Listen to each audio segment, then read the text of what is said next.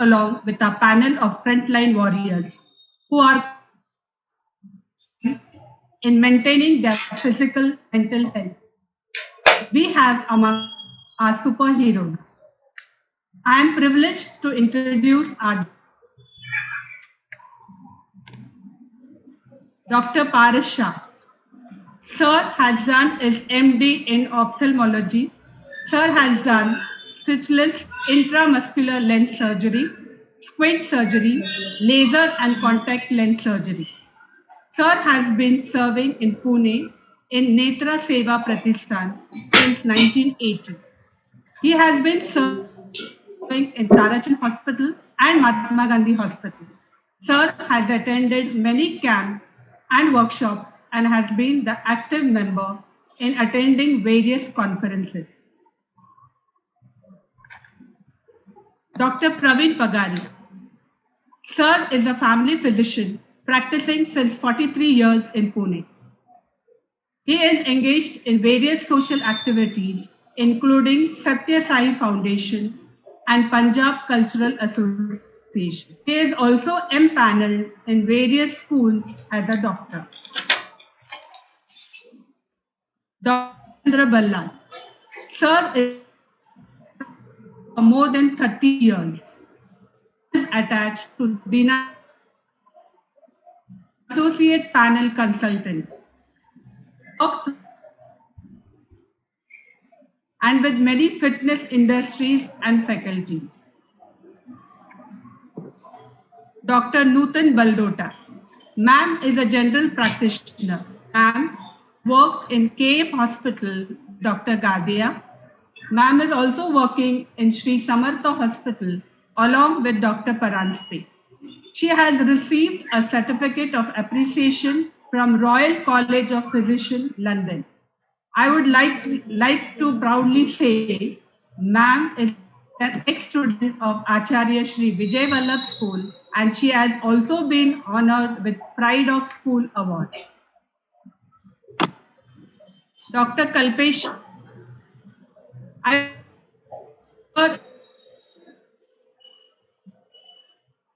is BHMS in 19 and MD Homeopath in 2010. Sir is practicing in homeopathy medicine since 22 years. Sir is associated with various NGOs which helps needy people. Sir is also running a rehabilitation center for animals. As we all are aware, sir, that the situation around us is full of fear, chaos, and confusion. And we being the teachers, it is our basic duty to maintain and propagate positive attitude in our children, to overcome their fear and stay healthy. Hence, we at Acharya Shri Vijay Vallabh School are trying to keep them updated with knowledge on current situation through virtual learning. Sir, I would like you all to guide us and our parents to adapt to this new normal situation with a positive approach. Over to you, Dr. Paras Shah. Sir, what are the different ways we can take care of our eyes and how to take care during the screen time? Yes, sir.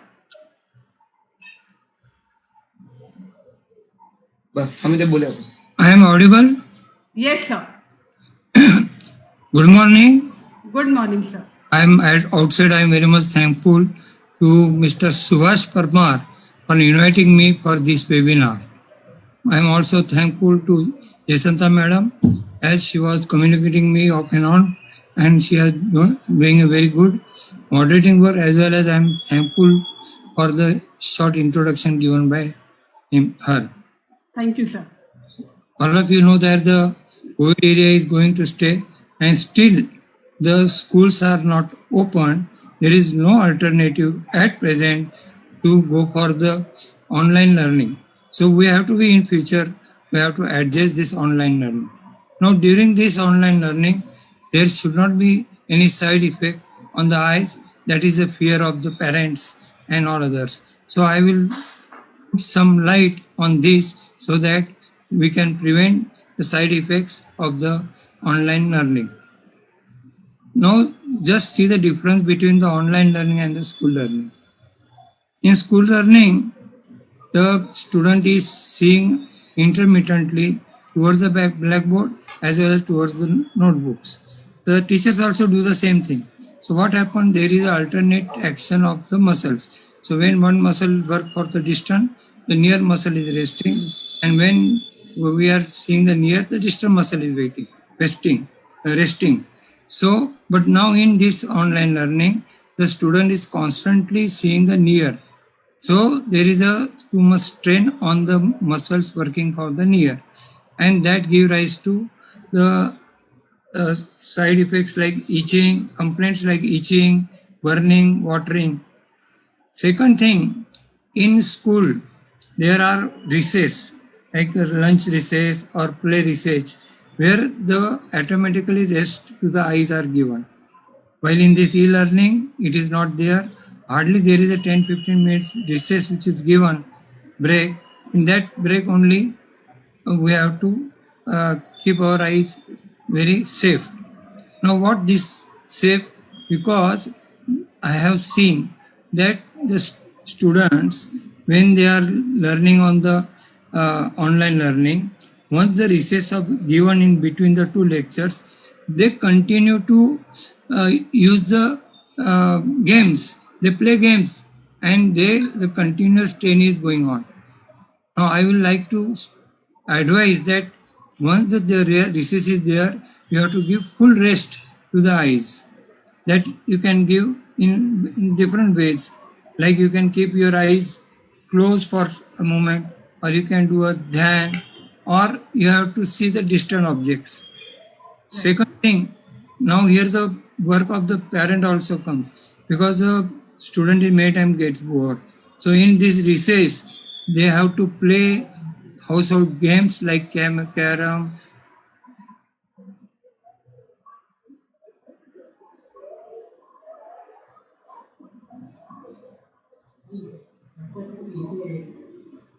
playing cards, so that they automatically. Second thing, now I have seen that my granddaughter, she's in the 12th. Now there is full, the exam has gone long. So what she's doing, she's constantly doing the mobile. So I what do intermittently I tell her, child, come with me, we'll play cards, we'll play games, so that there will be the indirect rest to the eyes.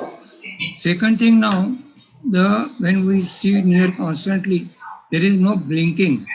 Usually blinking is there, but here there is no blinking. So we have to advise the student intermittent blinking of the eyes, so that there won't be dryness and it will not give rise to the strain factor or itching or dryness to the eyes. So these are the things which we have to be very cautious. Third thing, here now see, this is actually a synchronization of all the persons like management, teachers, parents and students. Both have to take part in this.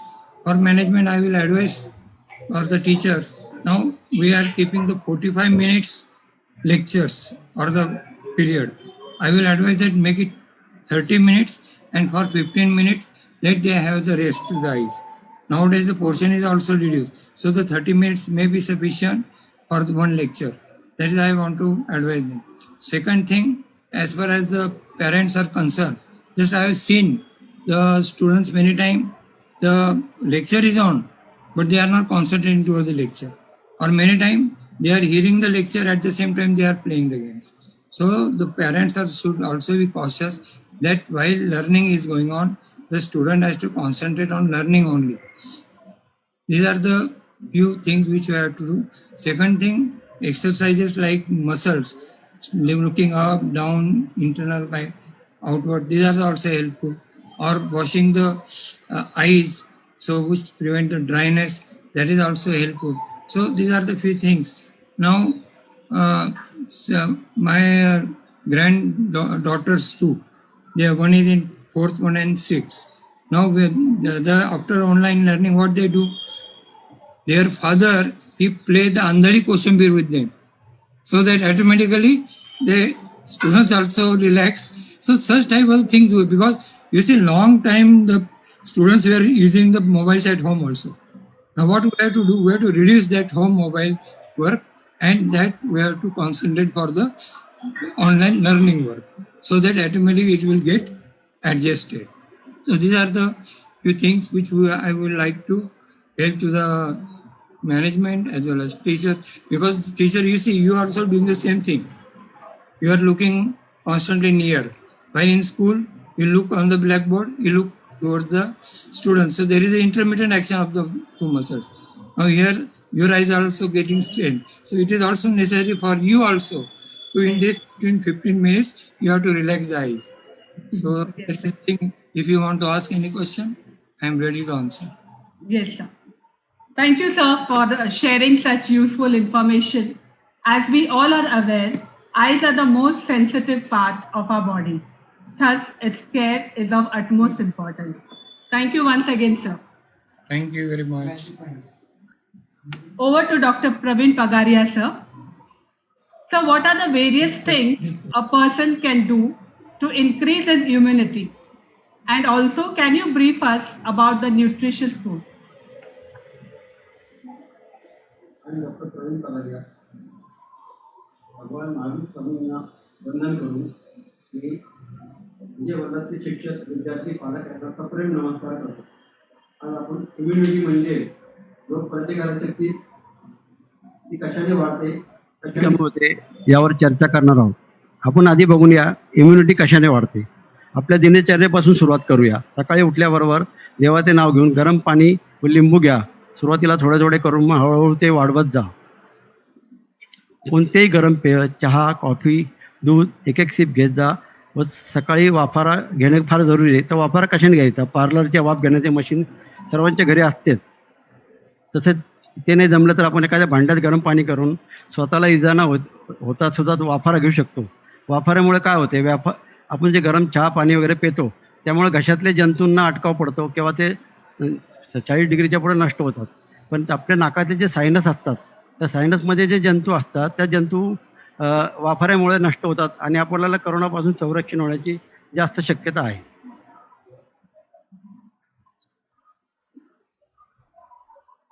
नंतर आपण सकाळी उठल्यावर नंतर आपल्या दिनचर्याची सुरुवात केल्यानंतर आपण काय करायला पाहिजे? आपलं ऑक्सिजन कपॅसिटी किंवा आपलं इम्युनिटी वाढवण्याकरता आपण एक्झरसाईज, योगासन, नंतर अनुलोप विलोप, नंतर श्वास रोखून धरणे, श्वास सोडणे आणि डीप ब्रिदिंग करणे, परत डीप ब्रिदिंग, परत अडकून ठेवणे, परत डीप ब्रिदिंग, उश्वास सोडणे, अशा निरनिराळ्या क्रिया जर केल्या आणि त्यात आपण जर यशस्वीपणे करू शकलो, हळूहळू त्याचं लिमिट वाढवून आपण जर व्यवस्थित करू शकलो तर त्यासारखं सुख नाही. कारण त्यामुळे आपल्या शरीराची जी लंगची कपॅसिटी आहे ती उत्कृष्ट आहे. नाही वाचत.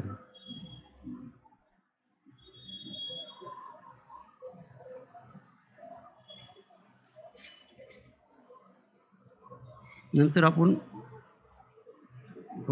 ब्रिस्क वॉकिंग, जॉगिंग आणि बाहेर फिरताना सुद्धा सर्व प्रकारच्या सतर्कता करून, डिस्टन्सिंग पाळून, मास्क वगैरे घालून आणि सॅनिटायझरचा वापर करून हात धुवून वगैरे बाहेर फिरायला सुद्धा जायला आपल्याला हरकत नाही. पण हे इन्स्ट्रक्शन सर्व जी आहेत करोनाची ती तुम्ही पाळणं फार जरुरी आहे. जर तुम्हाला काही श्वास घेण्यात अडथळा आला आहे व्यायाम करताना तर तुम्ही ते थांबवून ताबडतोब डॉक्टरांचा सल्ला घेऊन पुढचं कार्य घ्यायला पाहिजे. ते उगीच करत राहिलं नाही पाहिजे. नंतर इम्युनिटी वाढवण्यास सगळ्यात महत्त्वाची गोष्ट म्हणजे आपला समतोल आहार. आपला आहार, चौरस आहार आपण लहानपणापासून सायन्समध्ये शिकत आलो की आपला चौरस आहार असावा. चौरस आहार म्हणजे काय? Carbohydrate, protein, fat, vitamins, mineral यांचं सर्व समावेशक आपल्या अन्नात झालेला पाहिजे, आपल्या रोजच्या जेवणात आला पाहिजे. आता काही मुलं भाज्या खात नाही, पालेभाज्या खात नाही किंवा त्यासाठी त्यांच्या घरच्या लोकांनी त्यांना वेगवेगळ्या पद्धतीने त्याचा रसई करून त्याची मिक्सर करून त्याचा परोठा वगैरे करून दिले तर ती मुलं घेऊ शकतात. त्यांना थोडा स्वाद जर आला तर त्यांना अजून घेण्यात योग्य वाटते.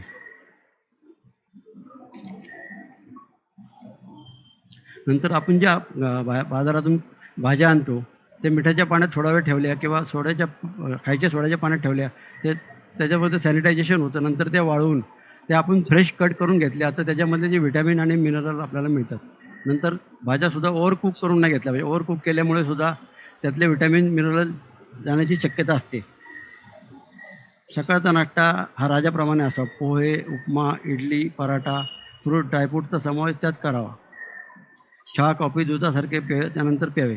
बेकरी प्रॉडक्ट म्हणजे पाव, बिस्किटे यांचा वापर तर जरूर टाळावा, कारण त्याच्यामध्ये ताकद काही नाही आहे, न्यूट्रिशन काही नसतं. जंक फूड घेऊ नये. फास्ट फूडमुळे तुमच्या रचनेची भूक भागते, पण शरीरावर त्याचा दुष्परिणाम होतो आणि ते पचनाला जड असल्यामुळं तुमच्या शरीरातली स्थूलता वाढते आणि हे चोचले पुरवताना जे खायचं त्याच्यात भूक लागत नाही आणि नाही खायचं त्याच्यात रचनेची चोचले वाढत जातात. यासाठी आपण त्याला फार जपलं पाहिजे. साखर, मैदा, रिफाईंड यांचा लिमिटेड वापर केला पाहिजे. दुपारी जेवताना आहार मध्यम घ्यावा. त्यात भाजी, सूप 1 वाटी, सॅलड 1 वाटी, हिरवी भाजी, कडधान्ये, चपाती किंवा भाकरी, ताक यांचा समावेश करावा आणि अन्नात गोड पदार्थ अवश्य टाळावे. संध्याकाळचे जेवण तर विकारासारखे असावे. रुचकर अशी मूगडाळ खिचडी, डाळ भातच घ्यावे. डाळ भात हा पौष्टिक आहार आहे. तूप व लिंबू घालावे, त्यामुळे सर्व प्रकारचा समतोलपणा त्यात आढळेल. दुपारी आपण नारळ पाणी प्यावे. ज्यूस, आईस्क्रीम, थंड पेय, मिल्क, कुल्फी, शेक घेणे टाळावे, त्यामुळे सर्दी, खोकला असे घशाचे इन्फेक्शन होते व तसेच पुढे निमोनियामध्ये ते जाऊ शकते. आपली रोगप्रतिकारक शक्ती त्यामुळे कमी होते. ही वेळ आपली रोगप्रतिकारक शक्ती वाढवण्यासाठी फास्ट फूड, पावडा या मुलांनी तर अवश्य टाळावे. आपली इम्युनिटी वाढवण्यासाठी काही जीवनसत्वांचा आपण विचार करूया. त्यामध्ये सर्वात महत्त्वाचं विटॅमिन म्हणजे विटॅमिन सी. क जीवनसत्व आपण पहिल्यापासून ऐकत आलो.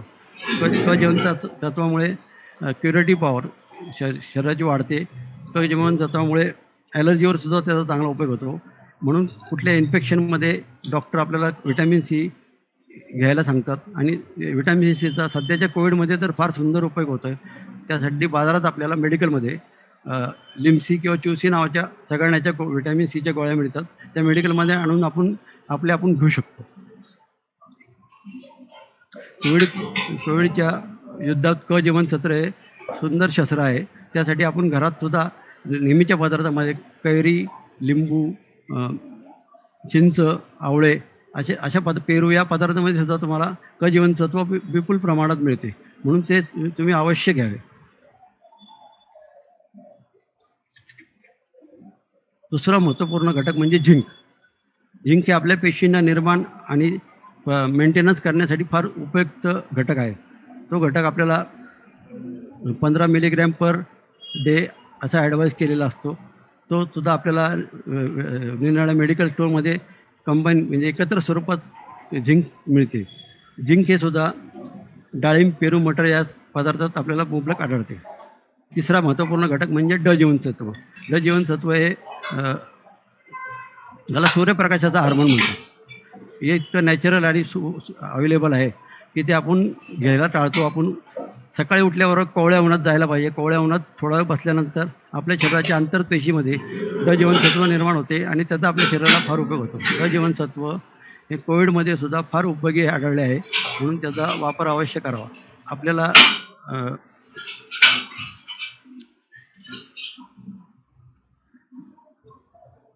बदाम, सोया मिल्क आणि ओट्स मिल्कमध्ये याचा मुबलक मिळतं, त्यामुळे त्याचा वापर आपण करावा. या व्यतिरिक्त vitamin B, vitamin A, vitamin E, omega protein, calcium, selenium असे पदार्थ, असे जे घटक आहेत त्याचासुद्धा कमी प्रमाणात का होईना पण शरीराला उपयोग होतो. आपल्याला बाजारात ए टू झेड सारख्या व्हिटॅमिनच्या, मल्टीव्हिटॅमिनच्या गोळ्या मिळतात.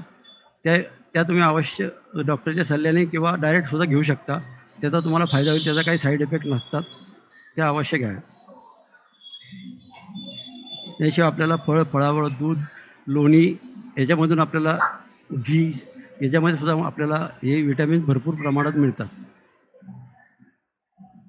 किंवा सर्व विटॅमिन आपल्याला फळामध्ये मिळतात, म्हणून त्यांनी इम्युनिटी नक्कीच वाढेल हे अगदी खात्रीशीर आपण सांगू शकतो. आता इम्युनिटी कशाने कमी होते? साखर, मैदा, रिफाईंड असे जे पदार्थ असतात त्याने इम्युनिटी कमी होते. बाहेरचे रेडीमेड पदार्थ, पॅकेट हे सुद्धा आणू नये. आणल्यात एखादा पदार्थ तुम्हाला आवडीने आणलेला असेल तर परत घरात गरम करून तुम्ही घ्यायला पाहिजे. अन्न शिजवताना शक्यतो ॲल्युमिनियमच्या भांड्याचा आपण वापर करू नये. शक्यतो तेल घाणीचे वापरावे. रिफाईंड तेलचा वापर कमीत कमी करावा, कारण त्यात केमिकल असते. त्या केमिकलचे शरीरावर दुष्परिणाम नकळत होत असतात आणि आपल्याला ते माहिती पडत नाही. रात्री झोपताना गरम दुधात अर्धा चमचा हळद टाकून घ्यावी. हळद ही नैसर्गिक जंतुनाशक आहे. तसेच हळद, तुळशी, काळी मिरची, दालचिनी, सुंठ, लवंग, विलायची यांचा काढा करून घेतला तर फार उपयोगी होईल. नैसर्गिक पेय असल्यामुळं, आयुर्वेदिक असल्यामुळे त्याचा परिणाम शरीरावर फार सुंदर होतो आणि तुमची इम्युनिटीसुद्धा वाढते. सगळ्यात महत्त्वाचे म्हणजे सकारात्मक विचार हवे. निगेटिव्ह विचार सोडून द्यायला पाहिजे. मला करोना झाला तर असे भय मनातून काढून टाकावे. आपण सतत त्या गोष्टीचा विचार केला त्याचा परिणाम मनावर व शरीरावर नकळत होत असतो आणि माणूस डिप्रेशनमध्ये जातो व आपली इम्युनिटी कमी होते. देवाचे नाव घेत शांत झोपावे. रोज 7-8 तास झोप तुम्हाला मिळालीच पाहिजे. तर तुम्ही जेवणाची वेळ पाळावी. नंतर रात्री झोपायच्या अगोदर बराच वेळ अगोदर तुमचं जेवण झालेलं पाहिजे, म्हणजे त्या अन्नाच्या पचनास मदत होते. जैन समाजात सांगितल्यामुळे रात्री जेवत नाहीत, त्याचं कारण तेच आहे. ते अगदी सायंटिफिक आहे. नंतर आपणास नेहमी आरोग्य लावावी. प्रभूचरणी प्रार्थना. इम्युनिटी को रखो बरकरार तो कोरोना से बचेंगे बारंबार. किती वेळ झाला? 7 मिनिटं. सगळ्यांनी थंड पदार्थ टाळावे. Thank you, sir. It is true that strong immunity is a barrier to many infections. The immunity level.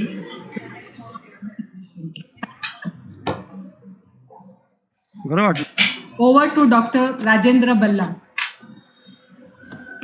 Sir, what are the precautions can be taken on daily basis for a child to stay healthy during COVID-19 pandemic, and how can we overcome the fear spread by media?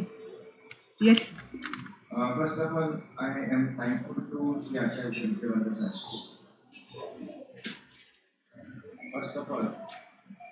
First of all, I am thankful to Shri Acharya Vijay Vallabh High School for allowing me to talk on this subject.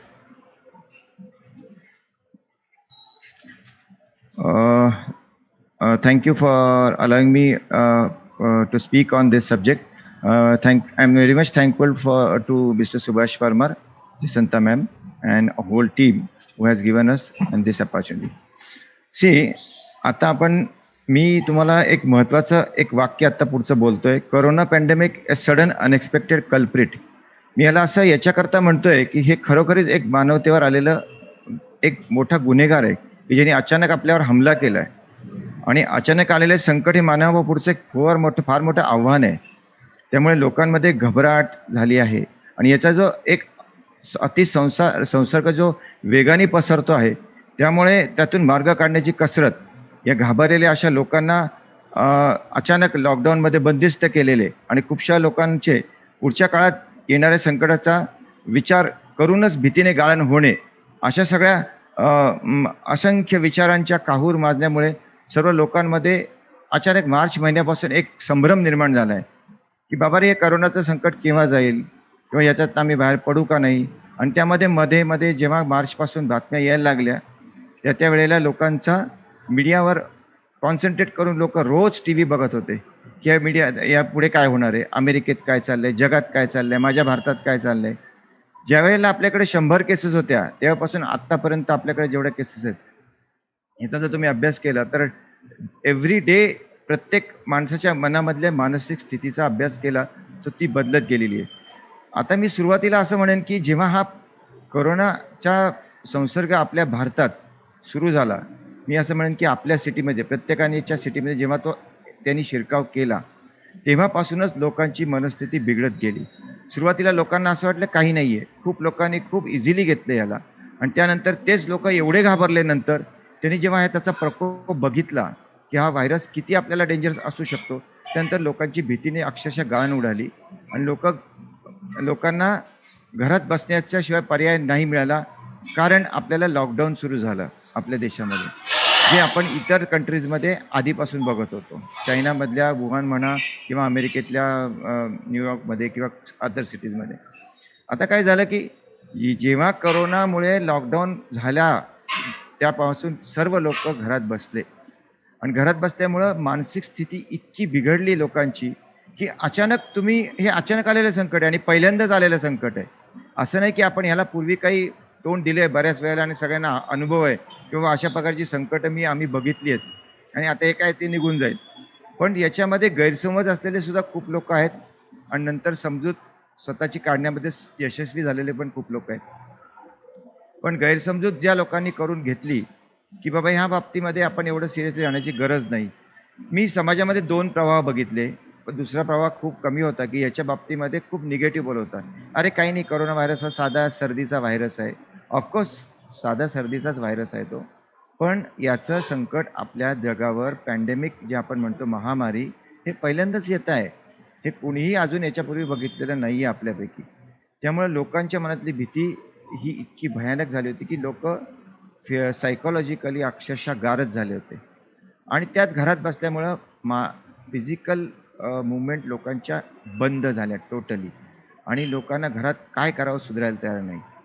आता मी तुम्हाला हे सांगतो की जेव्हा आपण घरात बसतो म्हणजे staying indoor is very much stressful, very much stressful.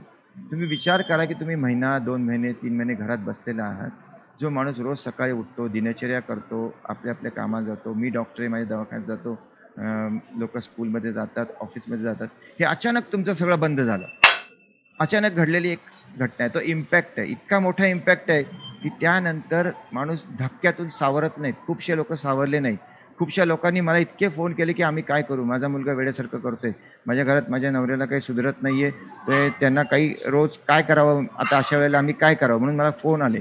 खूप लोकांना मी फोनवर धीर दिले की तुम्ही आध्यात्मिक वाचन करा, तुम्ही काही सारखा टी व्ही बघू नका, तुम्ही सारखं एकच बातमी बघू नका, तुम्ही काहीतरी वेगळं वाचन करा, काहीतरी नॉलेज करा, तुमच्या स्वतःच्या छंदांना जोपासना द्या.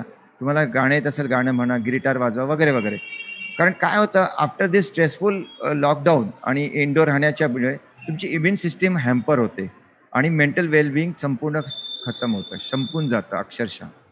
आणि त्याच्यामध्ये मी तुम्हाला एक 3 गोष्टीचा त्रिसूत्री सांगेन की याच्यामध्ये काय करायला पाहिजे या अशा कंडिशनमध्ये. आता ही परिस्थिती थोडी गेलेली आहे. मी पुढच्या मुद्द्यावर तेव्हा बोलेल तेव्हा तुम्हाला पुढचं सांगणार आहे की याच्यामध्ये मेडिटेशन हा एक पहिला मार्ग आहे की जो सर्वांनी अवलंबावा असं माझं म्हणणं आहे की ध्यान करावं. ध्यान हे सगळ्यांना येईल असं नाही, पण मी असं म्हणेन की तुम्ही सुरुवातीला 2 मिनटं 5 मिनटं शांत बसून मेडिटेशन करण्याचा प्रयत्न करावा. अन्यथा आपण कोणातरी योग गुरूचा तुमच्या सल्ला घ्यावा फोनवरून. दुसरं आहे की आपण आपल्या सवयी सगळ्या अवॉइड कराव्या. अल्कोहोल आणि स्मोकिंग जरूर करू नये अजिबात. आणि तिसरं म्हणजे अवॉइड नॉन इसेन्शियल ट्रॅव्हलिंग. सध्या हे सगळं करणं आपल्याला गरजेचं आहे. आणि आपण गेले मार्च, एप्रिल आणि मे या महिन्यामध्ये आपण त्यातले मार्च, एप्रिल महिने आपण ह्या ज्या भयानक आजाराशी सामना कसा करत होतो, घरात बसून करत होतो. कारण का की आपल्याला त्याला माहीत नव्हतं त्याचे अटॅक कसे आहेत, तो कसा शत्रू आहे, तो आपल्याला कसा मारणार आहे. मी थोडक्यात तुम्हाला एक उदाहरण देतो. जेव्हा बॉक्सर्स 2 रिंगमध्ये खेळतात तेव्हा काय करतात माहिती का, जो आपण हिरो आहे असं समजा आणि तो जो करोना व्हायरस आहे तो आपल्या समोरचा एक ऑपोनंट आहे, तो म्हणजे आपला प्रतिस्पर्धी आहे. आता प्रतिस्पर्धीची आपल्याला ताकद तर काही माहीत नाही आहे त्याने, कारण आपल्याला अचानक आलेला अटॅक केला त्याने आपल्याला. तर त्याला 2 मेकॅनिझम असतात, एक तर डिफेन्स आणि नंतर अटॅक. आता पहिल्यांदा रिंगमध्ये खेळायला गेल्यानंतर काय करायचं आपण, तर आपण काय केलं आणि किंवा करायचं की आपण ऑलरेडी केलंय.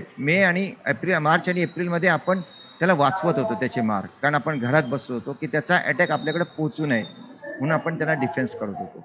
आणि मग हे डिफेन्स मेकॅनिझमने आपण त्याला बऱ्यापैकी संपवण्याचा प्रयत्न केला आणि त्याचे वार चुकवत होतो. 2-4 पंच आपण खाल्ले सुद्धा, पण ते आपल्याला गरज होती त्याची खाण्याची, त्यामुळे ते आपण खाल्ले.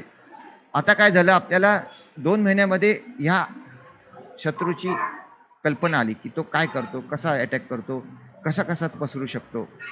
मग आता आपण तयार झालो. मग आता आपल्याला जी फेज चालू आहे, जी आता आपण अनलॉक मध्ये गेलेलो आहोत, आता आपल्याला कोरोनाच्या बरोबर राहायला शिकायचं आहे असं तुम्हाला सरकारही सांगतंय, हेल्थ ऑफिशियलही सांगतात आहे. परंतु पूर्ण काळजी घेऊन त्याच्याशी सामना करायचा आहे. कारण आता आपल्याला अटॅकवर जायचं आहे, म्हणजे आपण त्याला आता अटॅक करायचं, कारण तो गारच झाला आहे तो, कारण लोकांनी डिफेन्स करून त्याला भरपूर आधीच खतम केल्यात जमा झालेल्या. त्यामुळे तुम्ही करोनाला बऱ्यापैकी लोकांनी लॉकडाऊनमुळे घरात बसून हरवलेलं आहे, हे मी तुम्हाला निश्चित सांगू इच्छितो. म्हणजे आपल्या भारतामध्ये जगापेक्षा जरी डेथ रेट आणि हे सर्व बघता आपण खूप चांगल्या स्थितीत आहोत, असं माझं पर्सनल म्हणणं आहे. मग आता आपल्याला अटॅक कसा करायचा, तर तीच सिस्टीम. तुम्ही सोसायटीमध्ये वावरताना अननेसेसरी ट्रॅव्हलिंग नाही करायचं आहे. ट्रॅव्हल करताना तुम्हाला सगळ्या 3 काळजी जी घ्यायच्या आहेत, मास्क वापरणे, सॅनिटायझरचा वापर करणे, स्वच्छता राखणे आणि सोशल डिस्टन्सिंग, एकमेकाच्या संपर्कात न येणे. कोरोनापासून वाचवणे म्हणजे कोरोना होऊ न देणे, हा एकमेवच पर्याय आहे, दुसरा कुठलाही पर्याय नाही आहे. कोरोनाला स्वतःला वाचवणे म्हणजे त्याच्यापासून तुम्हाला तो न होऊन देणे. आता न होऊन देण्यासाठी तुम्हाला माहिती आहे काय करायला पाहिजे, हे 3 गोष्टी करायलाच पाहिजे. मी असं म्हणेन की एखादा आता मीडियाच्या बाबतीत मला थोडंसं हायलाईट करायचं आहे, की खूपसे लोकं मीडियामध्ये खूप बातम्या वेगवेगळ्या वाचून इतके कन्फ्यूज झालेले आहेत. त्यानंतर आपल्याकडे एक फार मोठी व्हॉट्सअप युनिव्हर्सिटी आहे, की जी सर्वांनी व्हॉट्सअप युनिव्हर्सिटी तर कोणी PhDच केली असेल असं मला वाटतंय. खूपशा लोकांनी व्हॉट्सअप युनिव्हर्सिटी म्हणून असं नाव देऊन ठेवलंय. मला पहिल्यांदा माहीत नव्हतं हे. मला काही लोकांकडनं कळलं, अरे व्हॉट्सअप युनिव्हर्सिटीमधनं मला अशी बातमी मिळाली. अरे म्हटलं काय म्हणतोयस? म्हणली व्हॉट्सअप युनिव्हर्सिटी काय? नाही म्हणे असे रोज मेसेज येतात त्याला आम्ही व्हॉट्सअप युनिव्हर्सिटी नाव देतो. आता व्हॉट्सअप युनिव्हर्सिटी एक सांगते, हेल्थ ऑफिशियल एक सांगतं आणि मीडिया एक सांगतं. मग माणूस होतो कन्फ्यूज, की बाबा डॉक्टर काय करायचं, आम्ही कोणावर विश्वास ठेवायचा? बरं आता आम्ही तर कंटाळलो, रोज त्या बातम्या बघा, एवढे मेले, तेवढे जिवंत राहिले, असं झालं, तसं झालं. मग मी सांगतो काही ना, तुम्हाला बातम्यांचा त्रास होतोय, तुम्ही बातम्या बघू नका. तुम्ही चांगल्या सिरियल बघा, देवाचं काही वाचा किंवा काही मेडिटेशन करा, आध्यात्मिकचं वाचा किंवा स्टोरी बुक्स वाचा, मुलांमध्ये खेळा वगैरे वगैरे. कारण आता त्याच्यामध्ये असा काही वर्ग आहे की जो अजिबातच घराच्या बाहेर पडू शकत नाही. 60च्या पुढचे आहेत, लहान मुलं आहेत, जे माझा जो आता स्टुडंट वर्ग आहे, ज्याबद्दल मला थोडंसं ॲडवाईस करायचं आहे पुढच्या सत्रामध्ये, तर मी त्याच्याकरता हेच सांगेन, त्या मुलांना अक्षरशः वेड लागायची पाळी आलेली आहे. लहान मुलं जी 2-3 वर्षापासून ते 8, 10, 15 वर्षाची मुलं आहेत, त्यांना घरात बसून अक्षरशः कंटाळा आला आहे.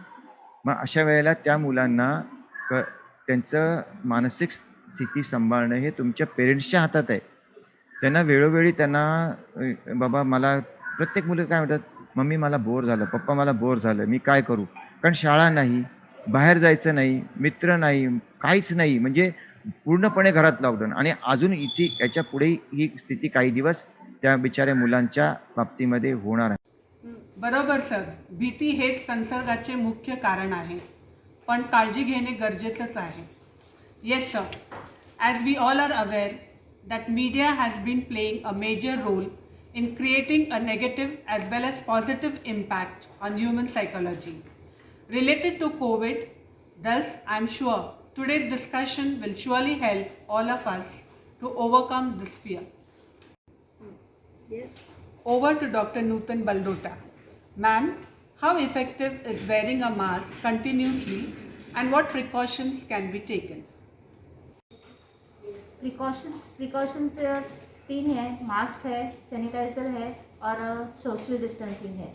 मास्क का बोलने जाओ तो मास्क को आप हमेशा कान के वहाँ से ये करना है, कंटिन्यूस नाक के वहाँ से नीचे तक, अपने चिन के नीचे तक जाना चाहिए मास्क, इतना बड़ा होना चाहिए मास्क को क्लीन और बार बार धोना उसको बहुत ज़रूरी है। जैसे कि आप मास्क निकालते वक्त हमेशा कान की ओर से निकालें। घर से बाहर निकलते वक्त हमेशा आप मास्क पहन के ही बाहर निकलो। जैसे कि कोई बाहर हर कोई इंसान पॉजिटिव होगा, इसी हिसाब से आप मास्क पहन के ही घर से बाहर निकलना है। और मास्क को किसी के साथ शेयर करना नहीं है। अपने किसी का रोज़ के रोज़ 7 से 8 घंटा मास्क पहना हो तो उसको इमीडिएटली वॉश करना है, वॉशेबल मास्क हो तो। अगर वॉशेबल मास्क नहीं हो तो उसको डिस्पोज करना है, क्लोज डस्टबिन में उसको डिस्पोज करना है। किसी का उसके साथ संपर्क ना आए, ये ख्याल रखना है। मास्क यहीं घर पे जाते वक्त मास्क यहीं कहीं रखना नहीं है। पहले हाथ को सैनिटाइज करना है या पानी या साबुन से उसको धोना है, फिर मास्क निकालना है। मास्क निकालने के बाद वापस से साबुन और पानी से हाथ धोने हैं। फिर सोशल डिस्टेंसिंग बोले तो आप हमेशा 3 फीट की दूरी पे किसी से भी बात करते हो रहो, और ध्यान रहे कि उसी ने भी मास्क पहना हो और आपने भी मास्क पहना हो, तो उससे कंटामिनेशन के जो चांसेस होते हैं, इन्फेक्शन के चांसेस होते हैं, वो कम होते हैं। तीसरी बात जो है कोई पेशेंट अगर बीमार हो तो उससे मिलने ना जाए, उससे ज़्यादा संपर्क में ना आए, तो आप उससे वीडियो कॉल से बात कर सकते हो। अगर आपको उसकी हेल्थ के बारे में इतना क्यूरियोसिटी या आप उसको केयरिंग हो तो आप उसको वीडियो कॉल से बात कर सकते हो उसके साथ। आपके घर में जो भी फूड है, ड्रिंक्स है, किसी के साथ शेयर नहीं करें, हर एक अलग अलग ये रखें आप। फिर जो सैनिटाइज़र है, घर के डोर नॉब्स और ये सब है, साबुन से और पानी से क्लीन करें। अगर पॉसिबल नहीं हो तो सैनिटाइज करें उसे। घर में सैनिटाइज़र की ज़रूरत नहीं होती है, आप घर में पानी और साबुन का इस्तेमाल कर सकते हो। Thank you, ma'am, for giving us such a valuable information regarding use of mask and its disposable too. Over to Dr. Kalpesha. Sir, nowadays everybody is coming up with different medicines of COVID-19. Would you please tell us the effectiveness of homeopathy in prevention and treatment of COVID-19? खरंच sir, arsenic album ही आपली prelim exam किंवा fighters म्हणून स्वीकारूयात. Really, homeopathy is an alarm for immunity boosting. Madam, to calling me to Sri Vijay Vallabh School. I am an ex-student of Sri Vijay Vallabh School आणि मला फार त्याचा आनंद आहे. आणि आपल्या शाळेचं जे घोषवाक्य आहे मला अजून पण ते तोंडपाठ आहे आणि ते खास आज आठवू इच्छितो. Getting stronger, helping others, never never stop, Shri Vijay Vallabh always on the top. आणि या घोषवाक्याचाच कुठंतरी आमच्या जीवनामध्ये आम्ही सार्थ ठरवायचा या निमित्ताने प्रयत्न करतोय आणि त्याचा फार आनंद होतोय. आज आपण बघतोय की सगळ्या ठिकाणी विषमता आहे, प्रश्न आहेत, मोठमोठे अडचणी आहेत लोकांसमोर. कोविड-19 नावाचे या उद्रेकामुळे फार आपण त्रासदीमध्ये आहोत आता. आणि याच्यामध्ये होमिओपॅथी शास्त्राचा रोल काय? तर होमिओपॅथी शास्त्राचा रोल दोन प्रकारे आहे. एक आहे प्रिव्हेन्शन आणि एक आहे ट्रीटमेंट पार्ट. तर प्रिव्हेन्शनमध्ये आत्ता हल्ली आपण सगळेच ऐकतोय, बऱ्याच ठिकाणी आपण वाचलंय, ऐकतोय, चॅनल्सवरती बघतोय. आयुष मंत्रालयाने फेब्रुवारी एंडमध्ये आर्सेनिक अल्बम 30 नावाचं एक औषध त्यांनी जाहीर केलं.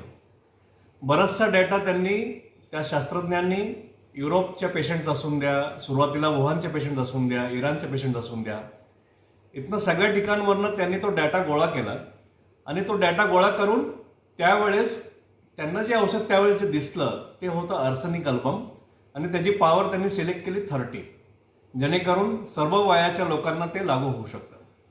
आणि आर्सेनिक अल्बम 30 नेमकं करतं काय हे आपण जाणून घेऊया. तर आर्सेनिक अल्बम 30 आयुष मंत्रालयाने सांगितले आपल्याला की एक दिवसाआड 3 दिवस आपल्याला घ्यायचे किंवा रोज तरी 3 दिवस आपल्याला घ्यायचे दर प्रत्येक महिन्याला. तर हे जेव्हा आर्सेनिक अल्बम 30 आपण जेव्हा घेतो ते एक स्टिम्युलेशन पाठवतं आपल्या शरीराला आणि ते स्टिम्युलेशन कुठंतरी आपल्या शरीरात जी एक रोगप्रतिकार शक्ती आहे, ज्याला आपण इम्युनिटी असं म्हणतोय, त्याला ते मेसेज पाठवतं आणि त्या स्टिम्युलेशनला रिॲक्शन म्हणून आपलं शरीर काही इम्युनोग्लोबिन्स किंवा इम्युनिटीला आपल्या शरीरात तत्पर करायला सुरुवात करतं आणि जेणेकरून ते शरीर आपलं इम्युनिटीला थोडंसं ज्याला म्हणतो ना स्टँड बाय मोडवर आणतं. जी झोपलेली असते किंवा शांत झालेली असते त्याला म्हणते नाही बाबा आता तुम्ही जागे व्हा. तर त्या आर्सेनिक अल्बमचं हे महत्त्वाचं काम आहे की ते आपल्या झोपलेल्या शांत झालेल्या इम्युनिटीला स्टँड बाय मोडवर आणते, जेणेकरून एखाद्या वेळेस आपला त्या जीवाणूशी 2 हात सामना झाला तरी आपलं शरीर तयार असेल. थोडक्यात आपण असं समजूया की 10वीला आपण जसं फायनल एक्झाम देतो त्याच्या अगोदर प्रिलियम असते. तर या आर्सेनिक अल्बम 30 म्हणजे दुसरं काही नाही, ही प्रिलियमची परीक्षा आहे जी नाही का आपल्याला जागा करते की बाबा आपल्याकडं एवढं ह्याचं ज्ञान कमी आहे, हे कमी जास्त आहे असं नाही का जाणवतं आपल्याला असं.